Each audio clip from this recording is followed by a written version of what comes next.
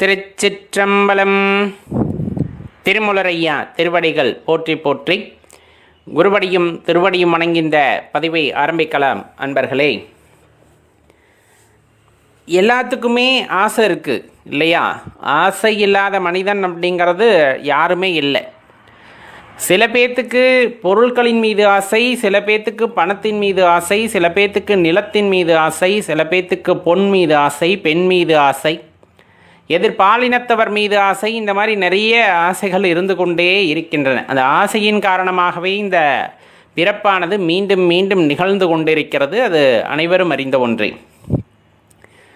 ஒரு விஷயத்தை அடையணும் அப்படிங்கிற அந்த ஒரு தீவிரமானது ஒரு மனிதனின் மனதிற்குள்ளே ஏற்பட்டு விட்டால், அந்த தீவிரமானது இருக்கின்ற வகையிலே பார்த்திங்கன்னா அவன் கடும் முயற்சி செய்து அவன் எக்காரியத்திற்காக அந்த மனதை ஒருநிலைப்படுத்தி வைத்திருக்கிறானோ அக்காரியத்தை நிறைவேற்றும் வரையிலுமே அவனுக்கு தூக்கம் ஏதும் வருவதில்லை, சிற்சில ஆசைகளும் வருவதில்லை. அந்த நேரத்தில் இந்த சிற்றின்பங்கள் அப்படிங்கிறதுக்கெல்லாம் வேலை இல்லாமல் போயிடும்.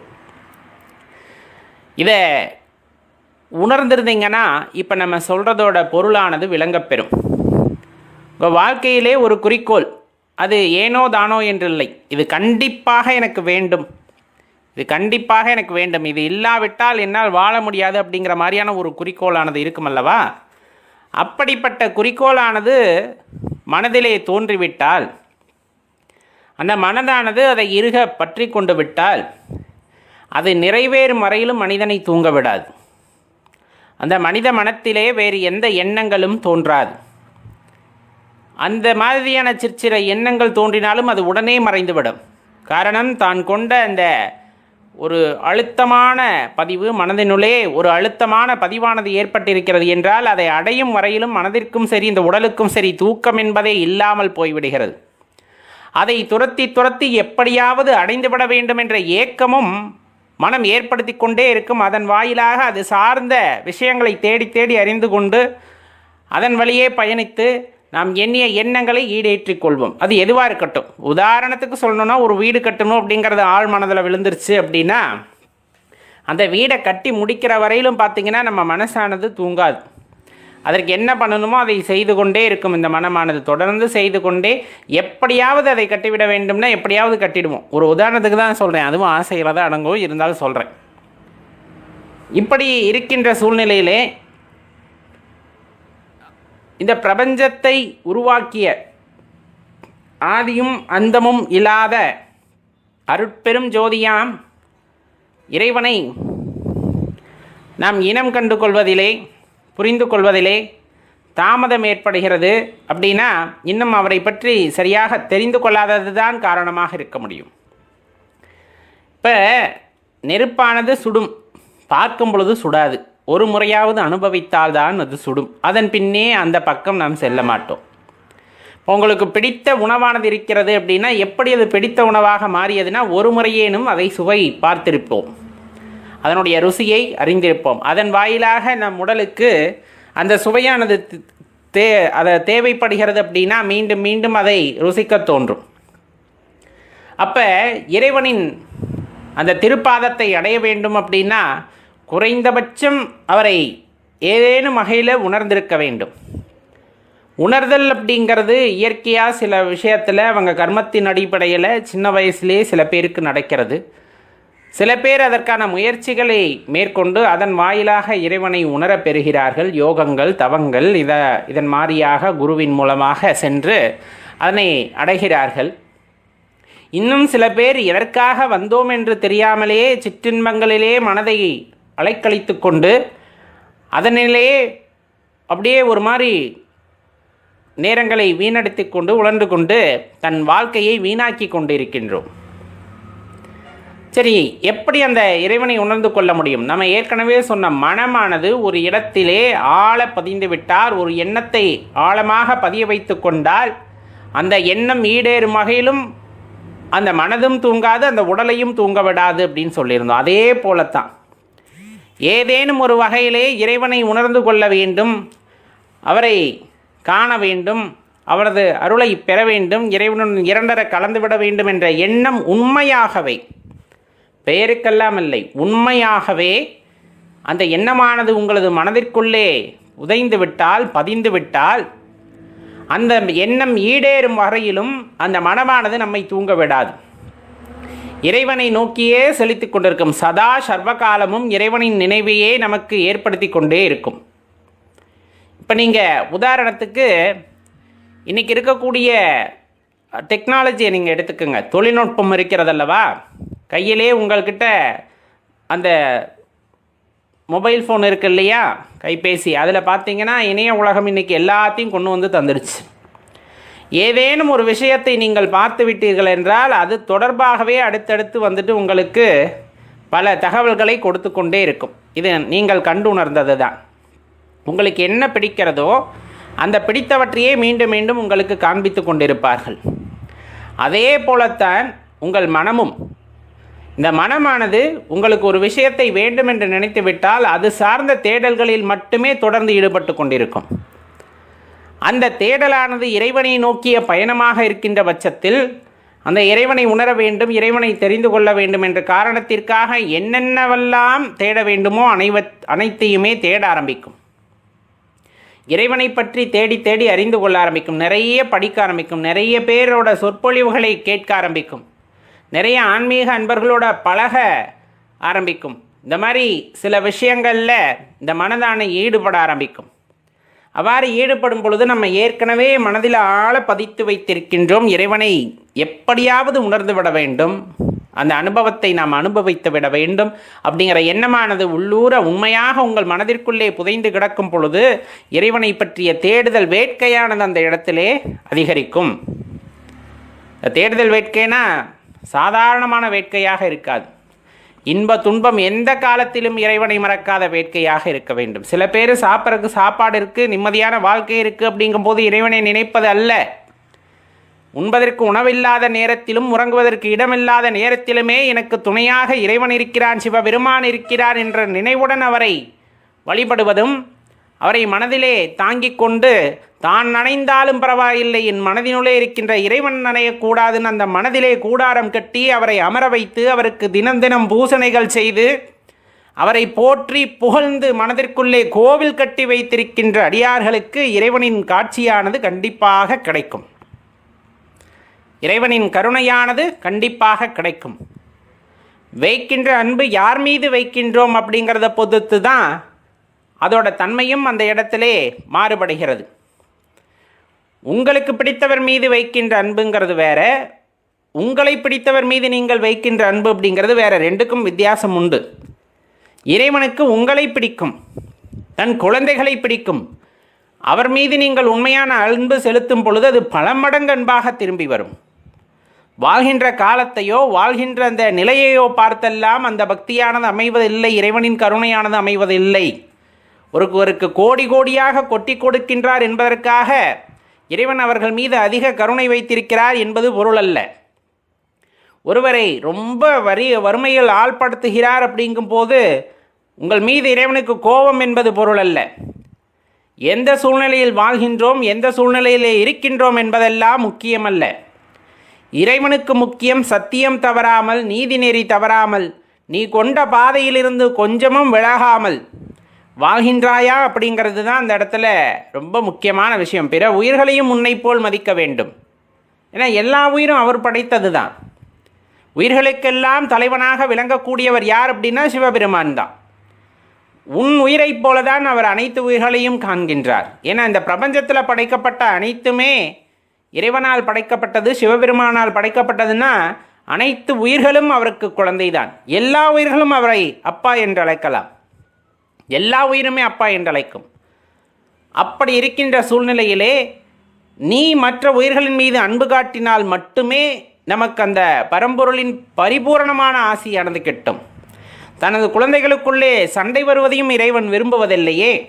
ஒரு குழந்தை இன்னொரு குழந்தையை அடித்து உண்பதையும் இறைவன் ஏற்றுக்கொள்வதில்லை. அப்படித்தானே? ஏற்றுக்கொள்ள முடியாதல்லவா? ஒரு தாயிற்கு 4 குழந்தைகள் இருக்கிறது, 4 குழந்தைகளும் ஒன்றை ஒன்று அடித்து கொண்டு இருக்கின்றன. அப்படிங்கும்போது அந்த தாய்க்கு ஏற்படுகின்ற வலியானது எப்படி இருக்கும்? அடித்துக்கொள்கின்ற குழந்தையில் ஒன்று தாயின் மீது அன்பாக இருந்தாலும் அந்த அன்பை ஏற்றுக்கொள்ளக்கூடிய மனப்பக்குவம் அந்த தாய்க்கு இருக்குமா அப்படின்னு யோசிச்சு பாருங்க. கிடையாது இல்லையா? எல்லாரும் அன்பாக இருக்கிறது தான் தாயாகப்பட்டவர்கள் விரும்புவார்கள், தந்தையாகப்பட்டவர்கள் விரும்புவார்கள். அதே போலத்தான் இறைவனும். சக உயிரினங்கள், இந்த பிரபஞ்சத்திலே படைக்கப்பட்ட ஒவ்வொரு உயிரும் ஏதோ ஒரு காரணத்திற்காகத்தான் இந்த பூமியிலே, இந்த பிரபஞ்சத்திலே படைக்கப்பட்டிருக்கிறது இறைவனால். அதன் பொருட்டு அதன் மீது வைக்கின்ற அன்பு, அதன் மீது வைக்கின்ற கருணை அப்படிங்கிறது தான் இறைவனின் மனதை மகிழச் செய்யும் அப்படிங்கிறத தெரிந்து கொள்ள வேண்டும். அப்போ நாம் கொண்ட அந்த எண்ணமானது ரொம்ப ஆழமாக இருக்கின்ற பட்சத்திலே இறைவனை உணர்ந்தே ஆக வேண்டும் அப்படிங்கிற அந்த எண்ணமானது ஆழ்மனதிலே ரொம்ப வேரூன்றி வளர்ந்து கொண்டிருக்கிறதுனா கண்டிப்பாக அதற்கான வழியை இறைவன் காட்டுகின்றார். சிவபெருமான் அதற்கான வழியை உங்களுக்கு காட்டுவார். அதில் எந்த சந்தேகமும் நீங்கள் கொள்ள வேண்டாம். இதற்காக தனியே பயிற்சி பெற்ற குருமார்கள் வந்து உங்களுக்கு வழிகாட்ட வேண்டும் என்றெல்லாம் இல்லை. நன்றாக கேட்டுக்கொள்ளுங்கள், காது கொடுத்து கேட்க வேண்டும். இந்த இயற்கையின் ஓசையை காது கொடுத்து நீ கேட்க வேண்டும்.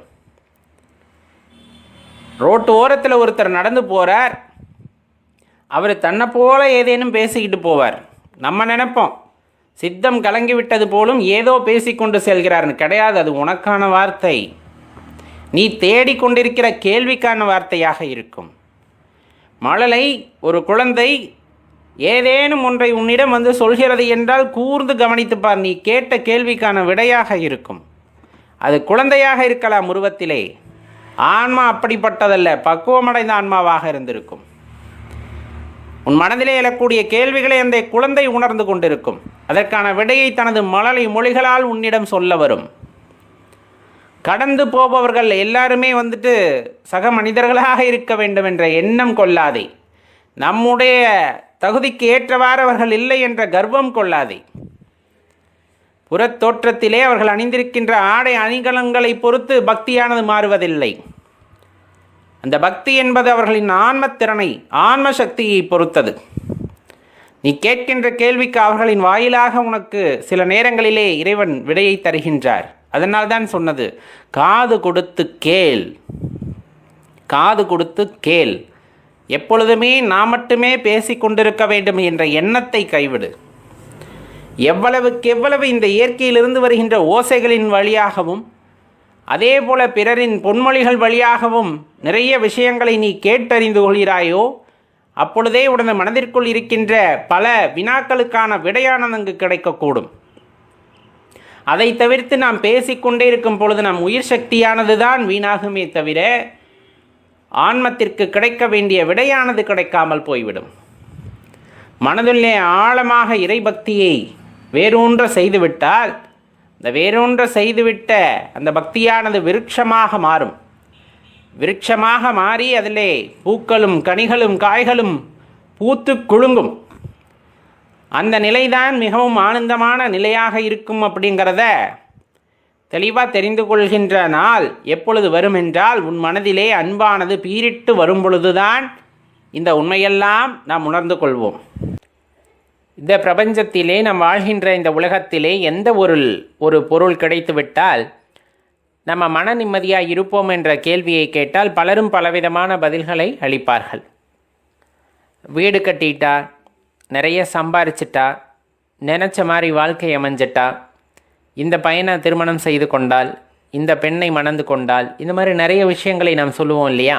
சின்ன வயசுலேருந்து ஒரு பக்குவப்படாத நிலை அப்படிங்கும்போது இது எல்லாமே தோன்றும். பணம் தான் எல்லாம், இந்த பணம் இல்லாவிட்டால் எதுவும் நடக்காது அப்படிங்கிற மாதிரியான எண்ணங்களும் இருக்கத்தான் செய்கின்றன. இன்றைய காலகட்டத்தில் அதை ஒட்டித்தானே மனிதனும் பயணித்து கொண்டிருக்கின்றான். அப்போ இது எல்லாம் கிடைத்துவிட்டால் நாம் வந்துட்டு ஒரு ஆத்ம திருப்தி அடைந்து விடுகின்றோமா, மனதினிலே ஒரு மகிழ்ச்சியானது உண்டாகி விடுகிறதா அப்படின்னு ஒரு கேள்வியை கேட்டால் சற்று யோசித்து பார்க்க வேண்டிய கேள்வியாகத்தான் இருக்கும். ஆனால் இதெல்லாம் உண்மையாலுமே உண்மையான சந்தோஷத்தை தந்து விடுமா அப்படின்னு கேட்டால், உண்மையான சந்தோஷம்னா என்னென்னா, ஒரு பொருள் கிடைத்து விட்டால், ஒரு விஷயமானது நமக்கு கிடைத்து விட்டால் எந்த ஒரு நொடியிலும் இது தவறான முடிவாக இருந்திருக்குமோ அப்படிங்கிற எண்ணமே வந்துவிடக்கூடாது.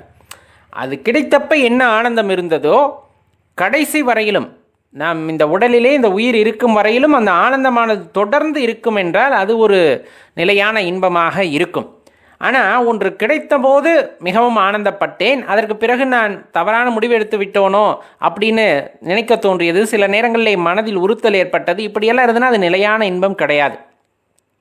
அப்போ நம்ம ஏற்கனவே சொன்ன மாதிரி ஒரு வீடு கட்டுறது, சம்பாதிக்கிறது, காசு பணம் சேர்க்கறது, நினைத்தவர்களை திருமணம் செய்து கொள்வது, நண்பர்களாக அடைவது, இந்த மாதிரி பல விஷயங்கள் நம் வாழ்க்கையிலே மாறி மாறி இன்பத்தையும் துன்பத்தையும் ஏற்படுத்துபவை. அப்போ அது நிலையான இன்பமாக இருக்குமா அப்படின்னா கிடையாது. அப்போ இந்த மாதிரி உலகப் பொருட்களை எல்லாம் நாம் பெறும்போது ஏற்படுகின்ற இன்பம் அப்படிங்கிறது நிலையானதாக இருப்பதற்கு வாய்ப்பே இல்லை. இதை இல்லைன்னு யாராச்சும் ஊர்ஜிதப்படுத்துறதுக்காக முயற்சி செய்தாலும் அவர்களுக்கும் தோல்விதான் கிடைக்கப் போகிறது. இந்த ஒரு பொருளால் எனக்கு மன நிம்மதியானது உண்டானது அப்படின்லாம் யாருனாலையும் சொல்ல முடியாது. மாறாக அந்த நிலையான இன்பம் என்பது யாதாக இருக்கும் என்றால், மனதிலே இறைவனை நிலைநிறுத்தி அவன்பால் நமது சிந்தையை செலுத்தி அவன் நினைவாகவே அவன் மந்திரத்தை சொல்லி அவன் பெயரை சொல்லி சொல்லி நான் ரசிக்கின்றேன் எனும் பொழுது உள்ளத்திலே ஏற்படுகின்ற பூரிப்பு இருக்கின்றதே, அந்த பூரிப்பு தருகின்ற இன்பம் அப்படிங்கிறது அவர் மந்திரத்தை சொல்லும்போது என் உடலானது அப்படியே சிலிர்க்கின்றது. அப்படிங்கும்போது அவரை நினைக்கும் போதே எனது கண்களில் தாரை தாரையாக கண்ணீர் கொட்டுகிறது என்னும் பொழுதெல்லாம் மனதிலே உள்ளார்ந்து ஒரு ஆனந்தமானது ஏற்படுகிறது. அந்த ஆனந்தம் அப்படிங்கிறது எப்போவுமே தொய்வில்லாமல் இருந்து கொண்டிருக்கிறது. எப்போவுமே அது ஒரு எல்லையில்லாத ஆனந்தத்தை உண்டாக்கி கொண்டிருக்கிறது. அதற்கு ஈடு இணை எதுவுமே இல்லை என்பதை எனக்கு உணர்த்துவதாக இருக்கிறது. அப்படிங்கும் போது அந்த ஆனந்தம் அப்படின்னு நம்ம சொல்கிறோம் இல்லையா, அந்த சந்தோஷம் அப்படிங்கிறது எந்த ஒரு பொருளாலும் தர முடியாது. அந்த நிலையான இன்பம் அப்படிங்கிறது இறைவனை அடைதலிலும் இறைவனை சரணடைதலிலும் தான் இருக்கிறதே தவிர, நீங்கள் புறப்பொருட்கள் அல்லது இந்த உலகத்திலே கிடைக்கக்கூடிய எப்பொருட்களை நாம் அடைந்தாலும் அதன் வழியே நமக்கு எந்த இன்பமும் கிடைக்கப் போவதில்லை அப்படிங்கிறத தெளிவாக தெரிந்து கொள்ள வேண்டும். 7 ஜென்மங்களிலும் செய்த அந்த புண்ணிய பலன்களின் காரணமாக இன்று நாம் சிவபெருமானை வழிபடுகின்றோம் என்று கேட்கும் பொழுதே நம் மனதானது அவ்வளவு மகிழ்ச்சியாக இருக்கும். நான் என்ன பிறவியில் என்ன தவம் செய்தேனோ, என்ன புண்ணியம் செய்தேனோ, ஐயா இந்த 800 கோடி பேருக்கு மேல் வாழ்கின்ற இந்த பூமியிலே உன்னை நான் நினைத்து வழிபடுவதற்கான வரத்தை கொடுத்திருக்கிறாய் என்றால் நான் எவ்வளவு பெரிய பாக்கியசாலி அப்படின்னு நினைக்கும் போது வருகின்ற ஆனந்தம் இருக்கிறதே, அதெல்லாம் ஈடு இணை இல்லாதது. அதனினும் மேலானதாக கருதப்படுவது அவன்தாள் வணங்கி அந்த இறைவனின் பொற்பாதத்தை வணங்குகின்றேன், சிவபெருமானின் பொற்பாதத்தை வணங்குகின்றேன். அந்த பொற்பாதம் அப்படிங்கிறது அவ்வளவு ஆனந்தமயமானது அப்படிங்கிறத உணர்ந்து அவர் பாதத்திலே சரணடைந்து அவர் நாமத்தையே நான் சொல்லிக் கொண்டிருக்கின்றேன், அவர் நினைவிலேயே நான் அமர்ந்து விட்டேன் என்னும் பொழுது வருகின்ற ஆனந்தத்திற்கு ஈடு இணை கிடையாது. அது எப்போவுமே ஒரு எதிர்மறையான எண்ணத்தை கூட உண்டு செய்வது இல்லை அப்படிங்கிறத நம்ம தெரிஞ்சுக்கணும். எதிர்மறையான எண்ணம்னா நான் வைத்தது உண்மையா நண்பா பொய்யா நண்பா, உண்மையாகவே இதற்கு பிரதிபலன் இருக்குமா இருக்காதா, இந்த மாதிரி எந்த எண்ணமும் மனதில் தோன்றவே தோன்றாது. நான் வைத்த அன்பு உண்மையான அன்பு. அவர் என்னை ஆறத் தழுவிக்கொண்டார், என்னை முழுமையாக ஏற்றுக்கொண்டார். எப்பொழுதுமே அவர் ஏற்படுத்தி கொடுத்த வழியிலே நான் சென்று கொண்டிருக்கிறேன். அவர் கையை பிடிச்சு நடக்கிறேன், அவ்வளோதான். சிவபெருமான் இந்த வாழ்க்கையை கொடுத்திருக்கின்றார், நான் தனியாக நடக்கவில்லை, என் கையை பிடித்திருக்கின்றார், மாறாக நானும் அவர் கையை இறுக பற்றி கொண்டு நடந்து கொண்டிருக்கின்றேன் அப்படிங்கிற அந்த எண்ணம், அதுதான் உண்மையான தாற்பயம். அந்த ஆனந்தம் அப்படிங்கிறது தான் மிக மிக உயர்ந்த ஒரு இன்பத்தை நல்க வல்லது. மாறாக நாம் ஏற்கனவே சொன்னார் போல புறப்பொருட்களினால் உண்டாகக்கூடிய அந்த இன்பம் அப்படிங்கிறது நிலையானதாக இருப்பது இல்லை அன்பர்களே. கடுமையான சூழ்நிலைகளை பலவற்றை நாம் கடந்து வந்திருப்போம். எப்படிப்பட்ட கடுமையான சூழ்நிலைகளாக இருந்திருக்கும் என்றால் வாழ்வதற்கே முடியாத சூழ்நிலைகளாக இருந்திருக்கும். சாப்பிட்றதுக்கு சாப்பாடு கூட இருந்திருக்காது, தூங்கிறதுக்கு ஒரு இடம் கூட இருந்திருக்காது, போத்திக்கிறதுக்கு ஒரு போர்வை கூட இருந்திருக்காது. இதை விட கடுமையான சூழ்நிலைகளையும் கூட நான் தாண்டி வந்து விட்டேன் அப்படிங்கிற நபர்கள் நிறைய பேர் இருப்பாங்க. பூர்வஜென்ம கர்மாவின் அடிப்படையில் நாம் என்னென்ன அனுபவிக்க வேண்டுமோ அனைத்தையும் அனுபவித்து பின்னொரு நேரத்தில் அனைத்தும் தீர்ந்துவிட்ட பிறகு அவருக்கு ஒரு புத்துணர்வு, புது வாழ்வானது கிடைத்திருக்கும். அந்த மாதிரி வாழ்க்கையில் ஒரு பெரிய மாற்றத்தை அடைந்தவர்கள் ஏராளமான பேர்கள் இருப்பார்கள். ஆனால் இப்போ நம்ம சொல்லக்கூடியது என்னன்னா, இப்போ நம்ம சிவபக்திக்குள்ளே போகும்போது அல்லது போனதுக்கு அப்புறமா பார்த்தீங்க அப்படின்னா பல பேரோட எதிர்ப்புகளை நம்ம பார்த்துருப்போம். எக்காரணத்தை கொண்டும் சிவனடியார்கள் நமக்கு எதிராக நின்றிருக்க மாட்டார்கள்.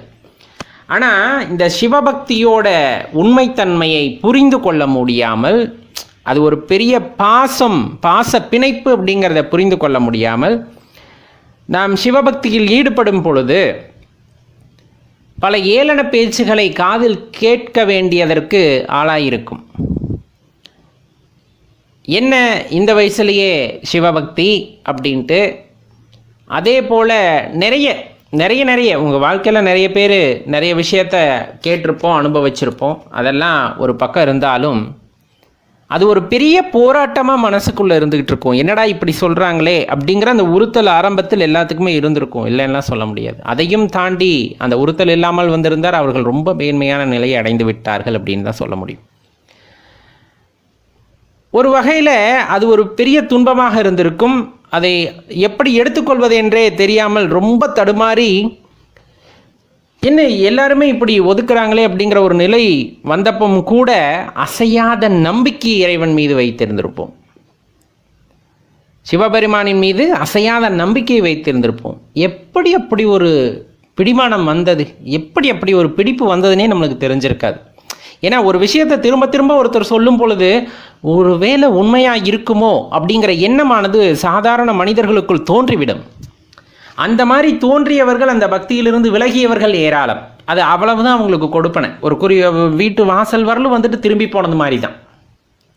ஆனால் அப்படிப்பட்ட சூழ்நிலையிலும் கூட இவர்கள் சொல்வதில் என்ன பொருள் இருக்கிறது, எதன் அடிப்படையில் இவர்கள் இப்படி சொல்கிறார்கள் என்று பகுத்தாராய்ந்து அதில் உள்ள விஷயங்களை எல்லாம் ஆராய்ந்து அதெல்லாம் ஒன்றுமில்லை, அப்பனுக்கு ஈடானவர் இந்த உலகத்தில் வேறு யாரும் இல்லை, ஆதி பரம்பொருள் அனைத்திற்கும் வித்தானவர் இப்படிங்கிற சில விஷயத்தை தெரிந்து கொண்டு இவ்வளவு ஏச்சும் பேச்சும் வந்த பிறகும் அனைத்தையும் உதறி தள்ளிவிட்டு இறைவனை சரணடைகிறார்கள் பாருங்க. அதுதான் அது எப்படி நடந்தது அப்படின்னு யாருக்குமே தெரியாது. அது நமக்கும் இறைவனுக்குமான பிணைப்பு. நம்ம சொன்ன அந்த ஆதி வித்துக்கும் நமக்கும் உண்டான பிணைப்பு அது சாதாரணமாக எல்லாத்துக்குமே வந்துடுறதில்ல. எவ்வளவுக்கு எவ்வளவு நம்ம இறைவனை நம்புகிறோமோ, எந்த அளவிற்கு நாம் இறைவனின் மீது பாசத்தை வைத்திருக்கிறோமோ, அந்த அதீத சக்தியை நம்முள் எவ்வாறு ஏற்றுக்கொண்டிருக்கிறோமோ அதற்கு தகுந்தாற் போல தான் அந்த இடத்துல நமக்கு ஒரு பிடிமானமானது கிடைக்கிறது. இந்த உலகமே எதிர்த்து நின்றிருக்கும். பல விஷயங்களில் சிவப்பணி செய்யும் பொழுது, சிவன் பெருமையை பேசும் பொழுது, சிவனை பற்றி பேசும் பொழுதெல்லாம் பல தடைகளை எதிர்கொண்டிருப்போம். பல இடங்களில் இந்த உலகமே எதிர்கொண்டிருக்கும். எல்லாருமே கைவிட்டிருப்பாங்க. அட பித்த மாதிரி அலையிறாண்டா அப்படின்ட்டு எல்லாருமே கைவிட்டிருப்பாங்க. ஏளனமாக பேச்சுகள், கண்டும் காணாமல் நேரிலும் மறைஞ்சும் எதிரிலும் பின்னாடி எத்தனை பேர் எப்படியெல்லாம் பேசியிருப்பார்கள். அடி எல்லாருமே கைவிட்டுட்டு போகிறாங்கப்பா, எல்லாருமே கைவிட்டுட்டு போகிறாங்க. நான் நம்புகின்ற சிவபெருமான் என்னை ஒரு நாளும் கைவிடுவதில்லை. நான் நம்புகின்ற சிவபெருமான் என்னை ஒரு நாளும் கைவிடுவதில்லை. என்னை என்ன காரணத்திற்காக இந்த பிரபஞ்சத்தில் உள்ளே இருக்கின்ற இந்த பூமியில் படைத்தாரோ அந்த விஷயத்தை நான் அறிந்து கொண்டு அதற்காக செயல்படும் போது பல்வேறு நபர்கள் பலவாறாக பேசத்தான் செய்வார்கள். எனக்கு கொடுக்கப்பட்ட கட்டளை எது என்பதை நான் அறிந்து விட்டேன் என்றால் அதை அடைய முற்பட வேண்டுமே தவிர பிறர் இன்னர் பேசுகிறார்கள் என்பதற்கெல்லாம் செவிமடுத்தால் நான் வந்த காரியம் இந்த பூமியில் நிறைவேறாது. பின்னர் இதற்காக மீண்டும் ஒரு முறை பிறப்பெடுக்க வேண்டும். அது தேவையில்லாத விஷயம். சிவபெருமான் என் மீது கொண்ட நம்பிக்கையின் காரணமாக என்னை ஒரு பொம்மையாக செய்து இந்த பூ உலகிலே அந்த இடத்துல பிறக்கச் செய்து இந்த பணியை முடித்து விட்டு வா அப்படின்னு நமக்கு ஒரு பணியை கொடுத்திருக்கிறார். அதை நாம் உணர்ந்து கொண்டோமே ஆனால் அவருக்கும் நமக்கும் இருக்கின்ற பிணைப்பை யாராலும் பிரிக்க முடியாது. யார் எது சொன்னாலும் பிரிக்க முடியாது. காரணம், ஆதி வித்து கொடுத்த கடமையை நான் செய்ய வந்திருக்கின்றேனே தவிர பிறர் சொல்வதை கேட்பதற்காகவோ அதனால் என் மனம் சஞ்சலம் கொள்வதற்காகவோ அதிலிருந்து பின்வாங்குவதற்காகவோ நான் இங்கு பிறக்கவில்லை என்ற உண்மையை நாம் அறிந்து கொள்ள வேண்டும். சாதாரணமான வேலை நமக்கு கொடுக்கப்பட்டிருக்கும் என்று நினைக்கிறீர்களா? வேலை என்றால் அந்த வேலை இந்த வேலையெல்லாம் பிற உயிர்களின் மீது அன்பு செலுத்த வேண்டும், உன்னை நீ உணர்ந்து கொள் என்ற வேலையை இறைவன் கொடுத்திருக்கிறார் என்னும் பொழுது பிறர் சொல்வதை கேட்டால் சுக போகங்களின் மீது ஆசை வருமே தவிர உள்ளிருக்கின்ற இறைவனின் மீது ஆசை வராது. அவரை பற்றி யோசிக்க தோணாது, அவரை பற்றி சிந்திக்க இடமே கிடைக்காது. பிறர் பேசுவதை கேட்டுக்கொண்டே இருந்தால், பிறர் ஏளன பேச்சுகளை கேட்டுக்கொண்டிருந்தால் அதையெல்லாம் உதறி தள்ளிவிட்டு என்னை எம்பெருமான் ஈசன் எதற்காக படைத்தான் என்பதை அறிந்து கொள்ள முற்படுகின்றேன். அறிந்து கொண்ட பின்னர் எனக்கு என்ன வேலை கொடுத்திருக்கிறார் என்பதை தெரிந்து கொண்ட பின்னர் அதை நோக்கி நான் பயணம் செய்ய கடமைப்பட்டுள்ளேன் என்பதை உள்வாங்கிக் கொண்டால் அவர் மீது அதீதமான ஒரு அன்பு பிறக்கும். அந்த அன்பை அடிப்படையாக கொண்டு சக உயிரினங்களையும் சிவமாக அல்லது சிவனாக பார்க்கின்ற அந்த தன்மை பிறிதொருவருக்கு வருவதில்லை. சிவபெருமானை சரணடைந்தவர்களுக்கு மட்டுமே அந்த தன்மையானது உண்டாகின்றது. சக ஜீவராசிகளை நேசிக்கின்ற அந்த தன்மை. உனக்கு கொடுக்கப்பட்டுள்ள கடமை எது என்பதை உணர்ந்து கொள். ஒவ்வொருவருக்கும் ஒவ்வொரு கடமையானது இருக்கிறது. அதை உணர்ந்து கொள்ள இறைவன் பல்வேறு விதங்களில் அவர்களுக்கு காட்டுகின்றார். ஆனால் பணம் வந்துவிட்டால் அது மட்டும்தான் வாழ்க்கை என்று சில பேர் அதிலே மாறிவிடுகிறார்கள். போதை வஸ்துகளுக்கு அடிமையாகி சுத்தமாக தடமாறி போனவர்கள் ஏராளம். அல்லது ஆட்சி அதிகார போதையில் சிக்கி சின்ன பின்னமானவர்கள் ஏராளம். இந்த பூமியில் எதற்கு பிறந்தோம் என்று தெரியாமலேயே பல்லாயிரம் கோடி ஜீவராசிகள், பல்லாயிரம் கோடி மக்கள், அதாவது மனிதர்கள் பிறந்து வாழ்ந்து இறந்திருக்கிறார்கள் ஒரு சுவடுமே இல்லாமல் மறைந்திருக்கிறார்கள். நாளை நமக்கும் அதே